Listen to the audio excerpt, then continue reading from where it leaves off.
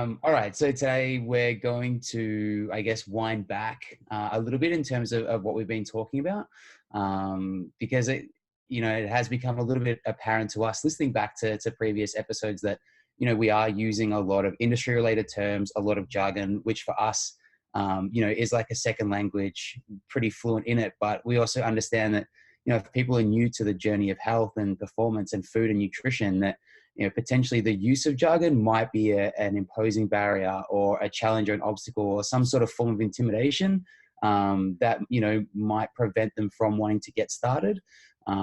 Like learning any new language, right? It's intimidating to hear those who speak it fluently, and then you kind of try to stumble through your first couple of verbs, right? So I think today will be just a little bit of fun, nice, quick, short one. We're just going to chat through, I guess it doesn't get any more basic than the term calorie. All right. So we'll have a little bit of a chat today about, what calories are, sort of how they work, and the difference between calories and macros, because sometimes we do hear them used as interchangeable terms and it's not quite right. Mm-hmm. And I feel that a lot of people have a general understanding of what calories are, but then when we go into macronutrients, they just get completely lost. So I think it's good to start at calories and kind of move our way into macros and go from there. Yeah. And it's funny, even, just thinking about the term calorie, like generally people's perception of that word is inherently negative, right? Mm-hmm. It's kind of, we have all this hostility to a word that is simply in its purest form, just a unit of measurement, right? When someone tells you, you're 3 miles away or they're going for a 5K run, no one's put off or perturbed by the use of the, the measurement of distance that we're talking about, right? But all of a sudden we say the word calorie and everyone's terrified. And we've said in previous episodes like that fear and that kind of ignorance of basic nutrition knowledge is a key compounding factor in why we do have such issues within the community that we have when it comes to health and obesity, right? Okay, so as simple as it gets, like what is a calorie? And I think it's quite funny again, because most people tend to have an idea of what it is, right? And the seminar that we give, that basic intro to nutrition seminar, we always start off saying with like, yeah, okay, cool. Who in here has heard of calories before? And everyone says, yeah, heard of calories. Yeah, cool. Who in here knows what a calorie is? Yep. Everyone's like, yeah, we know what calories are. Cool. Who wants to define it for me? No hands, right? How often do you say? Maybe 3 or 4 hands, right?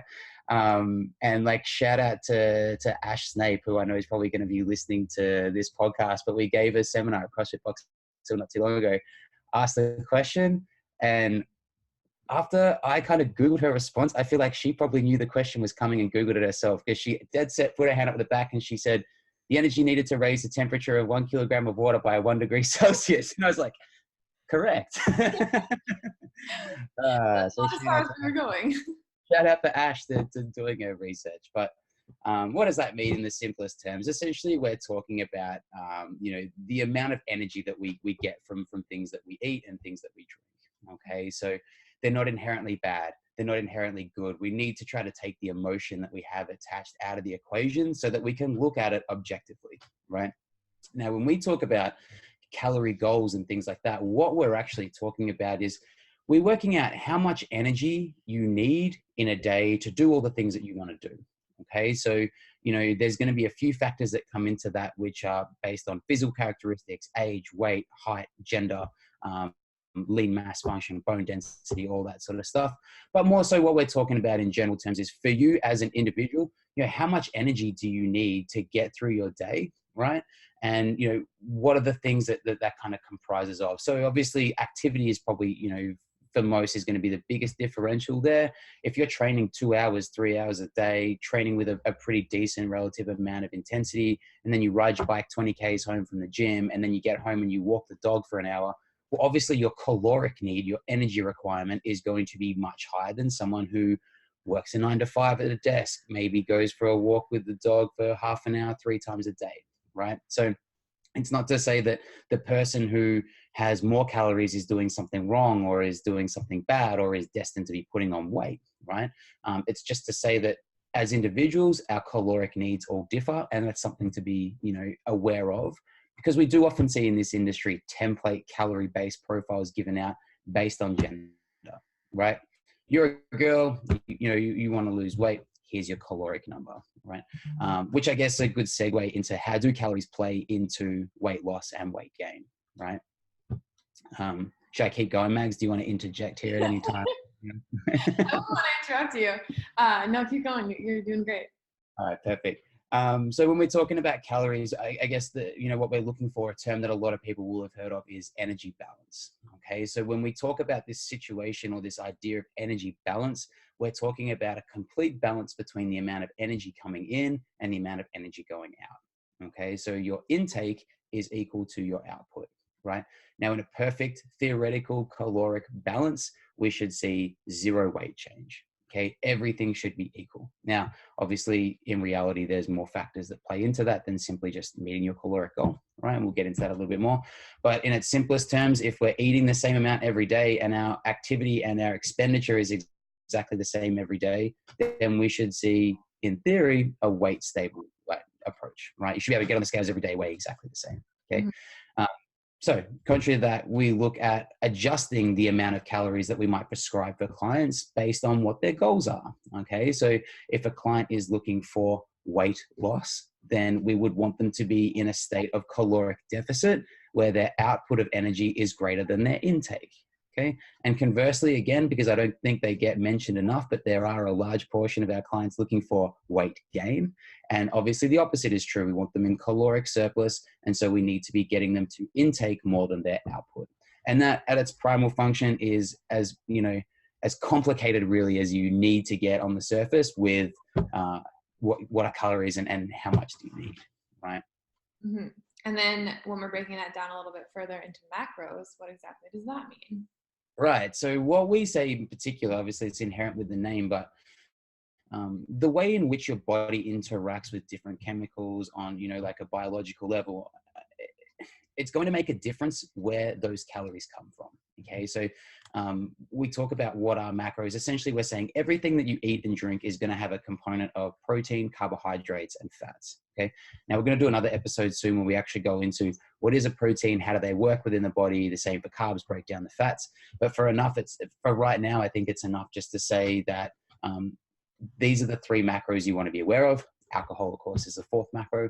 And each of those macronutrients have a caloric attachment, right? Have a caloric value assigned to them. Okay. So this is important to understand that when we're talking about grams of macros, grams of protein, grams of carbohydrate, and grams of fat, it's very different than talking about, actual weighted grams of a source of food that you're about to ingest. All right. So, for example, if I say to you, Mags, for this week, I want your protein goal to be 160 grams of protein. That doesn't mean you can eat 160 grams of chicken breast and you're like, boom, nailed it, out of the park. All right. When we look a little bit, I'd be starving. I wouldn't know what to eat. 160 grams per serve per meal, 4 meals a day, right? So when we look at something like chicken breast, for example, 100 grams of chicken breast raw is probably going to get us about 23 grams of protein, right? So if you want to get yourself 230 grams of protein and you only want to eat chicken breast, you're looking at a kilo of chicken breast just to meet your goal. And that's a lot of chewing, right? So that's another important thing to distinguish, is that grams of a protein source and grams of the actual macronutrient are two different things. Okay. And how that ties back to calories, we know that for each gram of protein and each gram of carbohydrate that we ingest, we're going to get about 4 calories out of, right? And we're going to get 9 calories for each gram of fat. So we can sort of see how fat might be demonized in a lot of like the media pickup of that they are much more calorically dense. It is much easier to eat more calories from fats per weight than it is from, say, carbohydrates or protein. But like I said before, the way that the body kind of deals with and associates with the different macronutrients is different depending on that one as well. So, and again, I'm trying my hardest not to get pulled off onto a tangent here, but we look at something like fats and protein and they're incredibly satiating. And, something like protein, which requires so much energy to break down, is going to keep you feeling much more satiated than eating the equivalent weight of carbohydrates. Think of like rice, crackers, soda, right? How full are you after like a can of soda, things like that. So that's important to be aware of. Now, we have our clients focus on macros more so than calories, even though essentially focusing on one is focusing on the other. Okay. So there's a great expression that like, just because you don't count calories doesn't mean that the calories don't count. right? But I think to circle back to what we said before in terms of the emotional attachment that most people have with calories, macros people don't quite know yet how to feel about, right? So if I can get you just focusing on getting your protein, getting your carbs, and getting your fats, calorie goal takes care of itself, okay? And I think it's a much healthier place for the majority of people who, if they do come to us with those negative connotations as far as calories go, probably have some sort of disordered eating behavior, whether it's been diagnosed or not. I think there's probably most of us that have some sort of element that they can identify with that in their past. And so I think it's a really good way to kind of shift the focus to be like, yeah, you just worry about hitting these and let the calories worry about themselves. Right. Okay? And the number that we do set for clients in terms of how many grams of each macronutrient they should be trying to hit, that is what we're referring to when we say macronutrient profile. Perfect. Exactly. Good segue. So, whether a client is actively tracking on an app like MyFitnessPal or Macros Plus or whatever it is, or whether we have them on a more visual approach for someone who doesn't want to do the weighing and logging, we're still making them aware of, hey, this is what your goal is, right? Because we want you to learn. We want you to start to get the hang of it. We want you to understand the mumbo jumbo, right? Become a little bit nutritionally literate, so to speak. And so it's important to understand that, yes, this is your protein goal, this is your carb goal, this is your fat goal. And if you meet these goals, well, this is the amount of calories that we're going to get you to be eating each day, right? I think it's also important to understand that inherently the trouble that can cause or the difficulty is with something like nutrition. When we talk about energy balance being, the equal amount in is out, how many people or how many clients or even yourself, how many days have you had where your exact output is the exact same as the day before, right? None, ever going to happen? Exactly. So inherently, we're always working with a moving target, which makes things a little bit more challenging. But again, based on the feedback and the response that you're getting from a client, in its simplest terms, if you have a client, you give them a profile, you've adjust that profile based on where you believe they're already eating, and then you adjust based on their goals. Well, if their scale weight moves up, you've got a pretty good idea of the amount of calories that they're eating based on the macros that you're giving them. They're in a caloric surplus relative to where they were existing, right? Or the opposite is true as well. Right. Okay? And there's a ton of different factors that are going to influence exactly how much we're looking to get in terms of percentage of macros per calories, right? Which is going to be, again, based on the individual, based on their goals, based on their activity level, based on their health history, medications, all that sort of stuff, body type, the state of their metabolism will all come in, their age, menopause, things like this is all going to impact. Okay, this is the ratio to carbs to protein to fats that we think is appropriate for you. But I guess ultimately, like the hard truth is, it's an educated guess, right? We're making a pretty educated guess based on what you've done in the past, what we think is appropriate, what you're telling us you're currently doing. But it's a guess, check, assess, and tweak as necessary type approach, right? And that's why the majority of our clients, we are working 6 and 12 months, because sometimes it can take a little bit of time to get used to get the feedback we're after from the body, right? And then to continue to push forward from that. And kind of tying back to our very first episode on the importance of consistency, that is also where that comes into play is here, because we really need to be able to see over a long period of time with a good amount of consistency how your body is responding. Without that consistency, if we're way over our profile one day, we're way under our profile the next day, it's really hard for us to see kind of how you are progressing. And by no means do we need perfection, but we do need a little bit of consistency and able to get the feedback that we want. Yeah, and obviously that's going to be client dependent too, right? And depending on the starting point of the client, I would never take any new client that had no experience with macros, no nutritional knowledge, is eating a really high processed food diet, and say, right, we're going to set you up on MFP and you're going to start weighing. It's just completely going to overwhelm them. And their results are really going to be quite limited by elements of frustration, stress, resentment, rebellion even, right? Like all that sort of thing.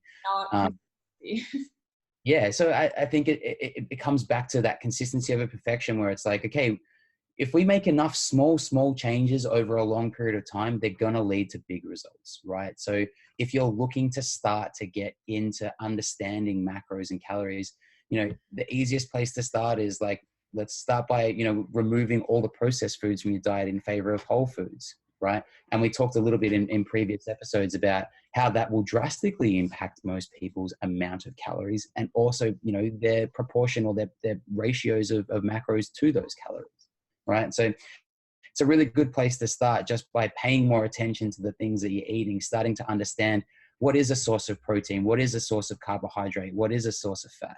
And so, you know, see how you feel when you kind of play with those things. And of course, like, if you want someone to help you and expedite that process, like, send us a DM, send us a message, send us an email, like, let's get you started. But yeah, I think to go full circle, you know, like I said before, just because you're not counting the calories doesn't mean the calories, you know, aren't counting. So if you're finding that, you know, you're struggling to move one way or another, or that you've been really trying to focus and your body comp really hasn't changed for a long periods of time, or you feel like you go into the gym and you're kind of just slugging it against the wall every day and not getting anywhere, these are pretty good signs that we're not quite hitting the mark. We're doing something wrong, right? And I guess that's kind of the whole proponent of like using a coach is, we've probably got a little bit more of an idea of what that is based on the experience, based on the education, based on certification, rather than you just kind of reading articles on bodybuilding.com and being in a perpetual state of cut and wondering why you're not getting any stronger and how much further can I cut my calories because that's how you lose weight, et cetera, et cetera, et cetera, et cetera. And also, when we're looking at somebody's situation, all of the emotions that are or could be attached to calories are removed from our perspective. So having that objective perspective is extremely important, I think. Right. So, you know, when you have a friend and they're in a terrible relationship and you can see the problem and you can see the solution and there's no emotional attachment, you know exactly what they need to do to solve their problem. So simple. Why don't they just do it? Right. But when you're that person in that relationship, it's incredibly hard to change, right? It's incredibly hard to do it on your own because there's so much not sure of what the next step is, not sure which direction that next step should be. And, you know, the fear of doing worse far outweighs like the potential of doing better in a lot of people, right? And it's kind of that like loss aversion that they talk about a lot with like share market investing and stuff like that. But essentially the psychology is the same. It's like, I'm so scared of changing anything and going backwards that I'd rather just change nothing and accept that I'm not going to go forwards, right? Or I'll just keep doing what I'm doing and hopefully things will just magically change, is like the other thing that we sometimes see as well, you know? So, you know, if that is you, if you can relate to that, there is an element of like, put your hand up and ask for some help and get some guidance and, you know, come on and do 3 or 6 months and get an understanding and get a plan and action it. Start to learn and identify and understand how your body changes based on what we're trying to teach you, what we're trying to show you. And then you're free to go off back into the world and like test these principles out for yourself, you know, or stay on with us, which like the majority of people do, and check in regularly, which is great. But yeah, I think it's like anything, like nutritional literacy is like any new language. You're going to need to spend some time and understand that most of the concepts are going to be foreign, but that shouldn't stop you from getting started and trying, right?